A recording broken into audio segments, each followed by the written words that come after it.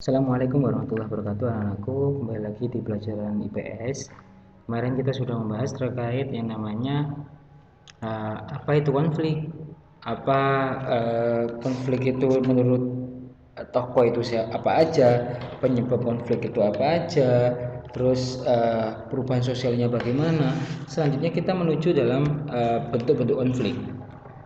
Pada dasarnya, konflik merupakan fenomena dan pengalaman alamiah. Konflik dalam masyarakat dibedakan menjadi konflik pribadi, konflik rasial, konflik antar kelas sosial, dan konflik internasional, konflik berbasis massa, dan konflik antar kelompok. Yang pertama yang kita akan bahas adalah konflik pribadi. Apa itu konflik pribadi? Konflik pribadi adalah pertentangan terjadi antara orang per orang dari si A dengan si B. Masalah yang menjadi dasar perlawanan atau konflik pribadi biasanya juga menjadi masalah pribadi. Konflik pribadi tidak jarang terjadi antara dua orang sejak mulai berkenalan. Biasanya hal itu terjadi jika sejak awal di antara mereka sudah tidak ada rasa simpati dan tidak saling menyukai. Akan tetapi, tidak jarang pula terjadi konflik di antara dua orang yang sudah lama saling mengenal dan menjalin hubungan. Dalam perjalanan hubungan persahabatan, itu terjadi adalah konflik yang tidak bisa disatukan. Dalam konflik pribadi, masing-masing pihak berusaha memusnahkan yang namanya lawannya, pasti seperti itu. Di antara orang yang bertiga saling memaki dan menghina, bahkan bisa terjadi perkelahian fisik. Jadi konflik pribadi ini antara si A dan si B yang sudah berkenalan lama ataupun yang baru berkenalan. Ini terjadi yang namanya konflik pribadi. Selanjutnya adalah konflik antara kelas sosial. Terjadinya kelas-kelas di masyarakat karena adanya sesuatu yang dihargai seperti kekayaan, kehormatan, dan kekuasaan. Semua itu menjadi dasar penempatan seseorang dalam kelas-kelas sosial, yaitu kelas sosial atas, menengah, dan bawah. Konflik antar kelas sosial merupakan pertentangan antara dua kelas sosial. Konflik itu terjadi nantinya umumnya yaitu memicu yang namanya perbedaan kepentingan antara kedua golongan tersebut, misalnya antara karyawan pabrik dengan pemiliknya. Karena tuntutan kenaikan gaji dan karyawan, akibatnya minimnya tingkat kesejahteraan. Jadi konflik antara pemilik modal dengan buruh ini sering terjadi, itu disebut dengan konflik antar kelas sosial.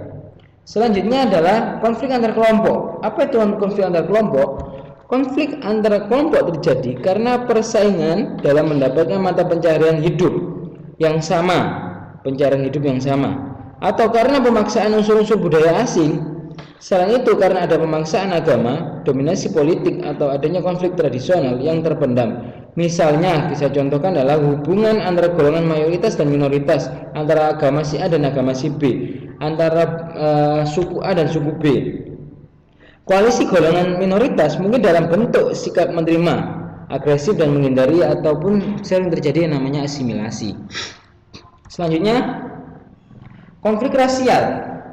Konflik rasial sendiri adalah pertentangan kelompok ras yang berbeda karena kepentingan dan kebudayaan yang saling bertabrakan. Konflik rasial sudah berlangsung lama dalam sejarah kehidupan manusia. Konflik rasial umumnya terjadi karena salah satu ras merasa sebagai golongan yang paling unggul dan paling sempurna di antara ras lainnya. Konflik rasial misalnya terjadi di Afrika, contoh yang dicontohkan adalah Afrika Selatan, yang terkait dengan politik apartheid. Konflik ini terjadi antara golongan kulit putih dengan golongan penguasa, merupakan kelompok penguasa, atau golongan kulit hitam yang merupakan golongan mayoritas yang dikuasai.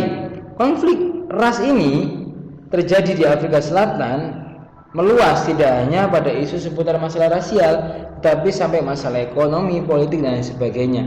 Ini adalah penyebab konflik rasial bisa menimbulkan konflik-konflik yang baru, konflik-konflik yang politik dan sebagainya. Ini akan memicu di situ.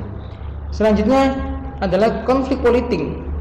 Masalah politik merupakan aspek yang paling mudah untuk menyulut ketidaknyamanan atau kedatangan dalam masyarakat. Ketika ada anggota dewan atau siapa yang ada di gedung parlemen melontarkan kata-kata yang itu menyinggung masyarakat, sekiranya kehidupan masyarakat, pasti ada yang namanya ketidaknyamanan, ya, atau nantinya ketidaktenangan terjadi dalam masyarakat.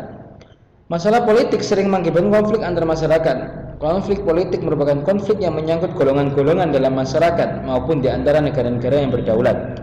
Konflik politik yaitu konflik yang terjadi akibat kepentingan atau tujuan politis yang berbeda antara seseorang atau kelompok seperti perbedaan pandangan antar partai politik karena perbedaan ideologi, asas perjuangan, dan cita-cita politik masing-masing. Misalnya bentrokan antar partai politik pada saat kampanye. Jadi ketika kampanye antara partai A dan partai B ini bergesekan. Jadi antara anggotanya ataupun dari partainya itu adanya gesekan. Tapi bagaimana kita mengantisipasi hal ini menjadi hal yang tidak menjadi sebuah gesekan, menjadi sebuah kenyamanan, ketenangan, seharusnya seperti itu. Selanjutnya adalah yang terakhir adalah konflik internasional. Konflik internasional yang bertentangan yang melibatkan beberapa kelompok negara blok. Karena perbedaan kepentingan, banyak kasus terjadi konflik internasional. Sebenarnya terkadang itu bermula dari konflik antara dua negara karena masalah politik dan ekonomi.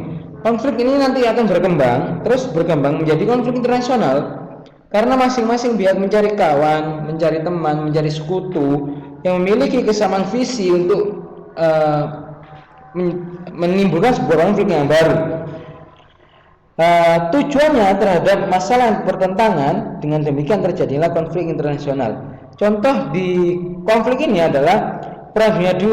Konflik terjadi antara kelompok sekutu dan kelompok sentral. Jadi konflik-konflik internasional ini sering terjadi hari ini di Timur Tengah. Semoga apa yang terjadi dalam negara-negara Islam, negara-negara Timur Tengah yang terjadi hari ini, konflik dan sebagainya, semoga segera reda. Karena kita merindukan sebuah kedamaian, tidak adanya konflik. Karena konflik itu adalah dampak dari konflik sendiri adalah tidak adanya rasa ketenangan dan kenyamanan. Mau sekolah sama takut tiba-tiba ada rudal, takut ada penyerangan dan sebagainya. Ini adalah ketidaknyamanan konflik. Jadi sebuah negara tidak akan bisa melakukan kegiatan yang seperti biasa dengan tenang dan nyaman. Mungkin itu saja anak-anak. Ketika ada yang ditanyakan atau perlu di-sharingkan, bisa sharingkan di grup masing-masing. Tetap semangat. Semoga apa yang kita dapat ini menjadi keberkahan. Sekian dari Pak Rahman. Wallahul muwaffiq ila aqwamit thoriq. Wassalamualaikum warahmatullahi wabarakatuh.